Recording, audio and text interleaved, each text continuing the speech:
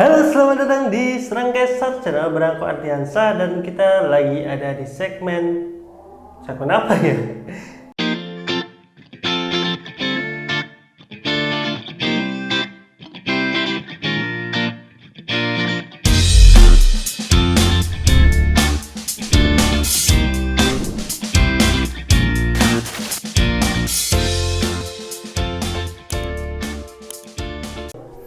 Nah, kali ini akan sedikit berbeda dari video-video sebelumnya karena kali ini aku nggak sengaja nih nemuin buku ini. Ini buku yang aku beli waktu kuliah dan sejujurnya aku nggak baca ataupun nggak ngerjain semua yang ada di sini gitu. Karena ini adalah Check Up Kepribadian seri kedua, penulisnya dari Jasmine Asyahida, penerbitnya dari Psikopedia. Nah, di sini ini adalah buku-buku kumpulan dari istilahnya untuk mengecek kepribadian. Jadi kalau kalian ada tes-tes kepribadian, cara membaca orang, membaca karakter, membaca sifat kalian. Nah, ini di sini ada beberapa kategorinya, yang mana sih nanti isinya ada soal-soal yang bisa kalian kerjakan. Nanti kalian bisa lihat jawabannya. Misalkan soalnya adalah kalian suka buah apa gitu. Nanti misalkan apel, nanti ada jawabannya apel itu menggambarkan orang seperti apa. Nah, ini harusnya sih di sini karena penerbitnya juga Psikopedia, jadi ini bukan sembarang buku ya, ini udah ada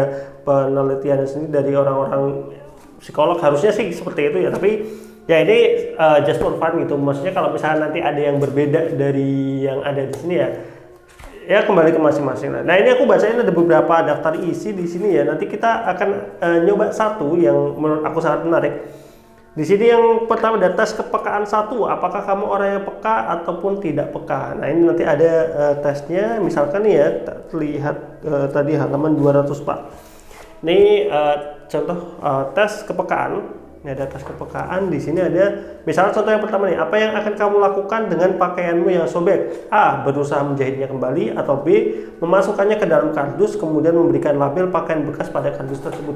Nah, jawaban-jawaban seperti ini maksudnya ini tidak ada yang salah dan benar. Artinya memang kalau kita bicara tes kepribadian itu kan nggak ada yang salah, nggak ada yang benar ya. Maksudnya setiap orang punya kepribadian masing-masing. Dan di sini masih ada banyak nih, kayak misalkan check up kepribadian berdasarkan makanan dan warna favoritmu. Jadi kayak kamu punya makanan favoritnya apa, warna favoritnya apa. Nah, nanti di sini ada di penjelasannya kayak kalau kamu suka warna hitam, kalian apa, warna pink apa ini. Nah, tapi yang kali ini kita akan coba ini adalah yang halaman 69, yaitu check up kepribadianmu berdasarkan tulisan tangan. Nah, kalau kalian yang pernah melakukan psikotes ataupun punya teman psikolog gitu, biar ini memang bukan rahasia umum gitu, orang-orang udah pada tahu kalau misalkan yang namanya tulisan tangan itu punya ciri khas sendiri dan menggambarkan kepribadian orang tersebut gitu. Jadi kayak tiap orang itu punya tulisan tangan yang berbeda-beda gitu. Walaupun kamu mencoba meniru sebisa mungkin pun, pasti kalau kamu dalam kondisi yang sedang tidak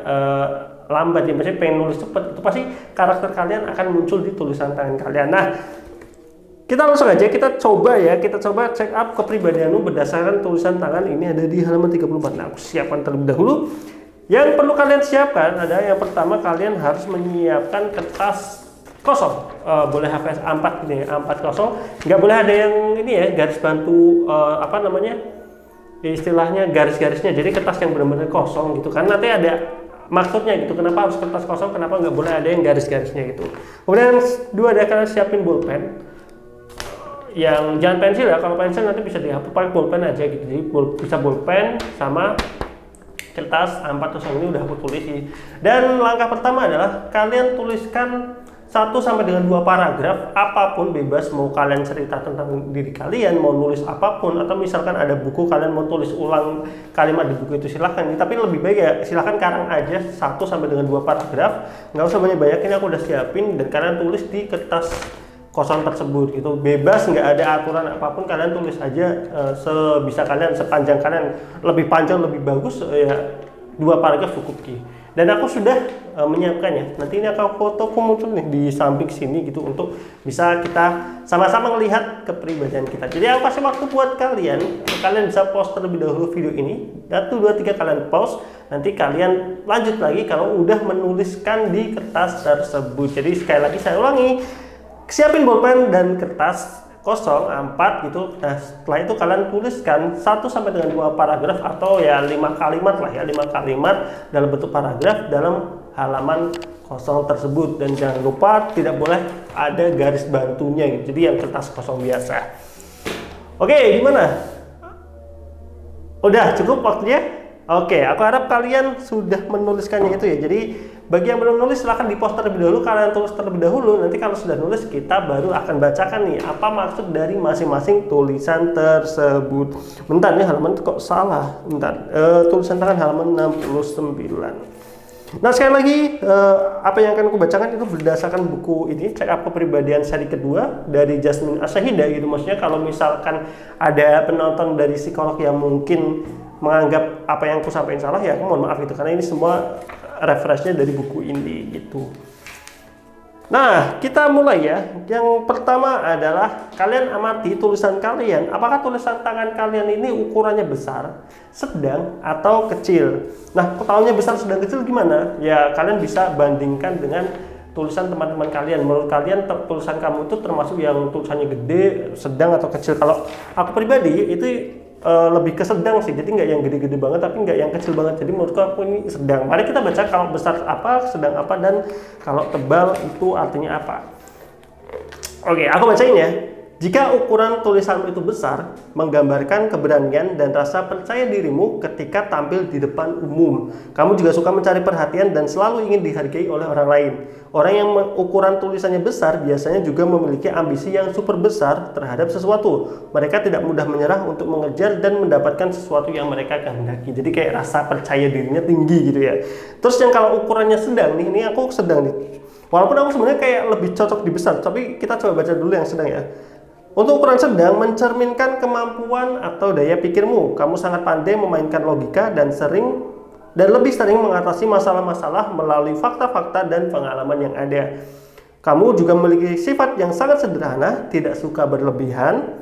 Kemudian dalam berpenampilan dan cenderung memiliki pola pikir yang sederhana juga. Kamu juga tipe orang yang praktis, tenang, dan juga netral. Nah, gimana nih? Kalau aku sih ada beberapa poin yang menurutku itu emang aku banget sih dalam artian untuk yang ukuran sedang. Nah, poin yang ketiga, kalau tulisan kamu itu kecil gitu. Ini aku nggak pernah sih punya kemampuan tulisan kecil, kayak dulu sempat gonta-ganti gitu. Tapi kalau tulisan kalian kecil, ini artinya kamu untuk ukuran kecil itu biasanya tertutup. Kamu jarang suka diperhatikan oleh orang lain. Sebagian orang merasa risih dengan perhatian yang diberikan kepadanya. Kamu adalah orang yang pendiam dan lebih sering memendam perasaannya sendiri. Kelebihan pemilik ukuran tulisan kecil ini adalah tergolong orang-orang yang pandai, jago dalam berhitung, dan mahir dalam berkonsentrasi. Nah, sebenarnya aku nggak tahu ini ada kesalahan cetak atau apa gitu. Tapi di sini sebenarnya tulisannya bukan kecil, tapi besar, sedang, sama tebal gitu. Tetapi kalau melihat dari ketentuannya ada ukuran, itu harusnya kecil sih, bukan tebal, karena tebal nanti ada di bagian yang kedua, yaitu penekanan. Nah, gimana, kalian udah cocok belum nih antara tulisan dan juga makna dari penulisan kalian? Jadi ada besar, sedang, dan kecil. Kalau tadi aku lihat, kalau tulisan kalian besar itu kalian punya rasa percaya diri yang tinggi. Kalau sedang itu kalian punya kemampuan atau daya pikir logika yang bagus. Dan kalau yang kecil itu memang dia lebih pandai dalam hal konsentrasi perhitungan, tetapi memang punya rasa pemalunya gitu, ada rasa pemalunya. Kita lanjut yang kedua nih, kita perhatikan lagi tulisan kita. Setelah kamu amati dengan cermat tulisanmu, ternyata penekanan tulisanmu itu yang pertama adalah kuat atau tebal, yang kedua ada ringan atau tipis, dan yang ketiga ada sebagian tebal dan sebagian tipis. Jadi kalian lihat di tulisanmu itu termasuk yang penekanannya itu tebal atau tipis, atau tebal dan tipis gitu, pelin-pelan gitu, kadang tebal kadang tipis gitu. Nah, kalau aku pribadi, aku selalu termasuk yang tebal gitu, karena kalau dulu ingat banget ya, buku itu kalau nulis tuh pasti belakangnya sampai kelihatan gitu. Jadi itu tulisanku, jadi aku termasuk di yang tebal. Kalau kalian gimana? Mari kita baca maknanya ya. Jika tulisan kalian kuat atau tebal, itu biasanya tegas dalam bersikap. Kamu bukanlah orang yang pelin-pelan, kamu akan memegang teguh janji atau perkataan yang telah kamu ucapkan. Di samping itu, kamu memiliki pendirian yang kuat, tidak mudah dirobohkan dengan alasan atau iming-iming hadiah apapun. Namun sayangnya, kamu adalah tipe orang yang tidak bisa mengontrol emosi. Jujur ini aku banget sih, dalam artian aku tuh cukup tegas gitu. Kalau misalkan dikasih pilihan apapun, aku bisa menentukan mana yang terbaik, mana yang menurut aku itu, cuman emosinya memang agak kurang bisa dikontrol gitu. Nah tapi kalau kalian yang punya tulisan itu tipis ataupun ringan, itu biasanya tipe cenderung orang yang santai. Kamu tidak mau dipusingkan dengan masalah-masalah atau pekerjaan-pekerjaan yang membuatmu tertekan. Sikapmu sangat tenang, tidak pernah tergesa-gesa dalam bertindak. Biasanya kamu memiliki empati, simpati, dan rasa toleransi yang sangat tinggi kepada orang lain. Kelemahanmu hanya satu, yaitu kurang tegas dalam mengambil keputusan. Ada banyak faktor yang harus dipertimbangkan sebelum mengambil keputusan. Nah ini hampir keterbalikannya dari yang tulisannya tebal ya. Jadi dia itu lebih apa ya tadi? Lebih cenderung santai, kemudian tidak tergesa-gesa dalam bertindak. Tapi memang minusnya ya tadi kurang tegas saja sih, kalau misalnya ada keputusan itu masih dipikirkan berkali-kali seperti itulah. Nah tapi kalau kalian yang tulisannya kadang tebel kadang tipis gitu, ini adalah tipe orang yang moody itu gampang berubah pikiran, gampang moodnya berubah-berubah lah.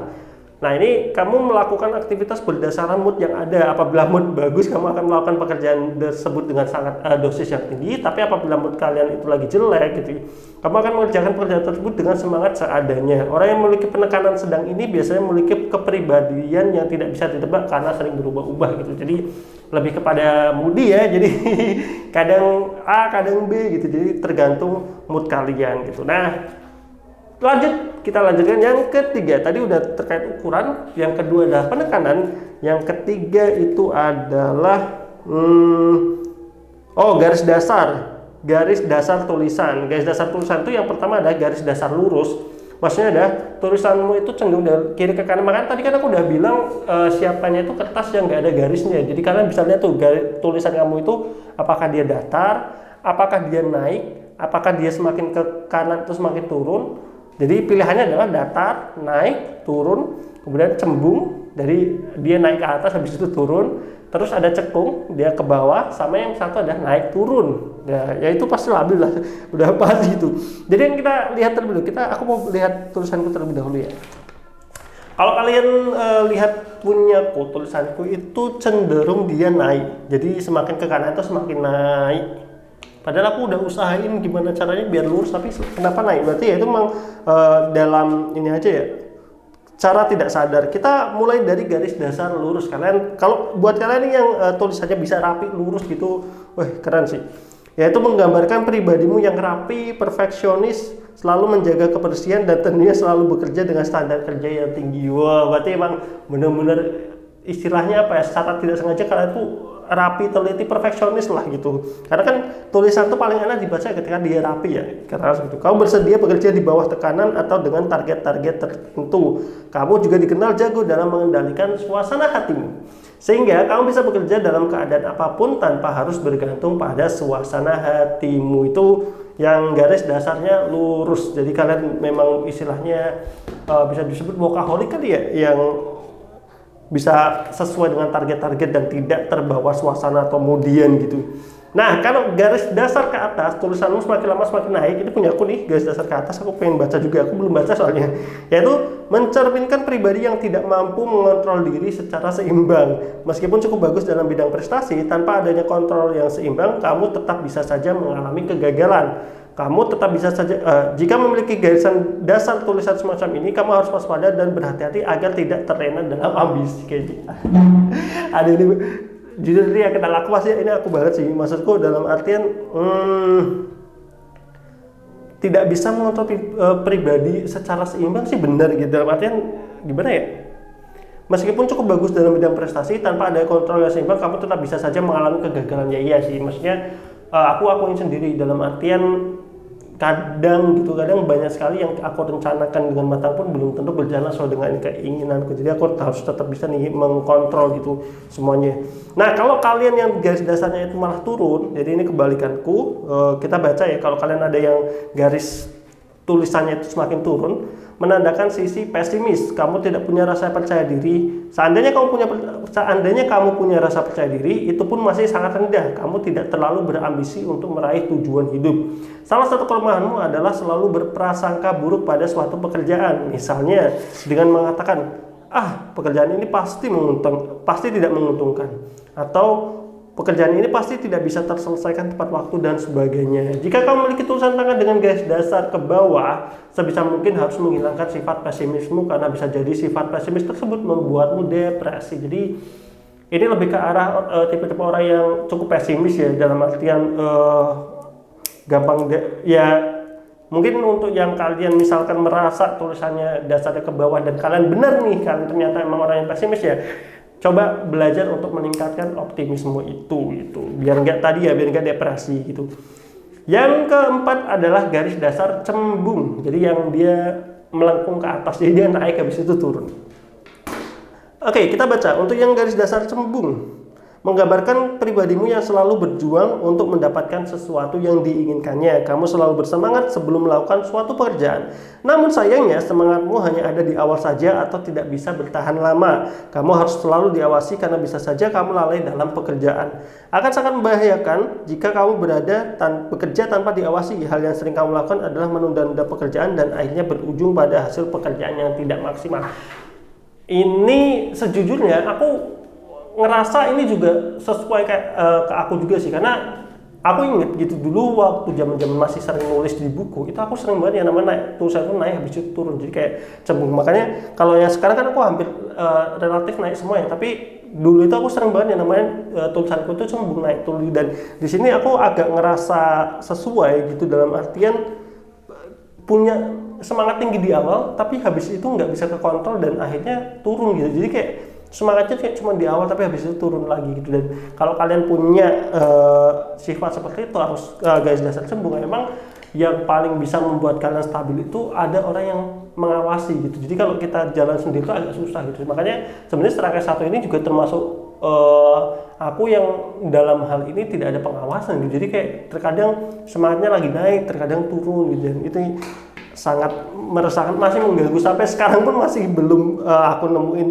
gimana caranya biar semangatku itu tetap naik terus gitu, jadi biar tetap bagus gitu. Jadi itu buat yang garis dasar cembung. Sekarang kebalikannya adalah garis dasar cekung, jadi yang tulisannya nurun ke bawah, habis itu malah naik. Menggambarkan pribadimu yang bersemangat di awal, di tengah masih ada semangatnya, tetapi semangat tersebut pudar di ujung pekerjaannya. Sama halnya dengan pemilik garis dasar cekung, kamu sangat butuh pengawasan dan pengarahan dari orang lain. Kamu juga bukanlah orang yang mandiri karena masih saja bergantung pada saran dan pemikiran orang-orang yang ada di sekitarmu. Salah satu kelemahan yang fatal jika memiliki garis dasar cekung ini adalah sulit dalam mengambil keputusan karena banyak sekali hal yang dipertimbangkan, seperti benar atau salah, untung atau tidak, tepat atau tidak, dan masih banyak pertimbangan lainnya. Jadi ini hampir mirip ya antara cembung dan cekung, dalam artian semangatnya itu kayak cuman ada di satu titik doang, tapi nanti akhirnya juga nggak semangat lagi. Jadi dia masih ada ketergantungan sama orang lain untuk mengarahkan dan juga istilahnya mengawasi lah, mana yang ketika kalian semangatnya turun ada yang mengawasi lagi gitu. Oke, kalau garis dasarnya bervariasi, kadang lurus, kadang naik, kadang turun, cembung cekung, menggambarkan sisi emosional kamu yang masih labil, mudah berubah-ubah atau belum stabil. Kamu adalah orang yang memiliki mood berubah-ubah. Tentu saja hal semacam itu membuat orang lain ragu bekerja sama denganmu. Sebab bagaimana mereka bisa bekerja dengan orang yang hanya bekerja berdasarkan mood gitu. Jadi ini balik lagi adalah tipe-tipe orang yang moody. Aku belum pernah sih lihat orang tulisan tangannya kayak kadang naik, kadang turun, cembung cekung gitu. Kayak itu moody banget orangnya deh. Mungkin ya, kayak lagi aku udah buku ini. Jadi aku nggak bisa mengeneralisir semuanya itu. Nah, selanjutnya adalah kita bicara soal margin tulisan. Jadi kalau kalian tahu, margin itu sisi kosong kanan, kiri, atas, bawah ya, sisi kosong. Jadi antar tulisan kan ada marginnya. Kalau kalian apa istilahnya suka main nulis di Word, komputer atau di laptop itu kan pasti ada namanya batas marginnya gitu.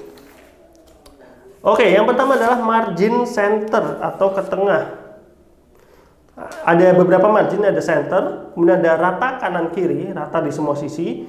Kemudian sebelah kiri lebih besar, ada sebelah kanan lebih besar, dan yang kelima ada tanpa margin, dan yang terakhir ada menabrak margin. Jadi maksudnya kalau marginnya center, ini posisi tulisanmu itu, kamu itu kalau nulis, tadi kan kertasnya kosong ya, nulisnya itu benar-benar kayak di tengah gitu, tengah kertas itu.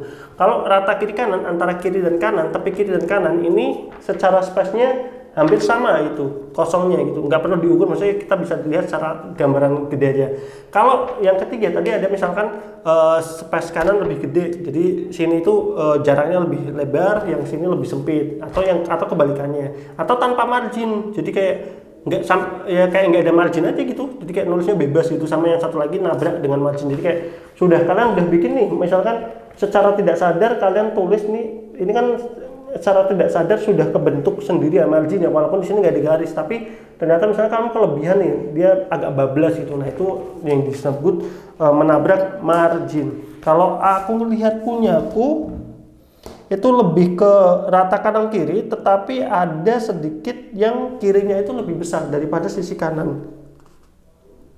Iya, jadi ada dua kemungkinan sih aku, yang antara kanan kiri atau sebelah kiri lebih besar daripada sebelah kanannya.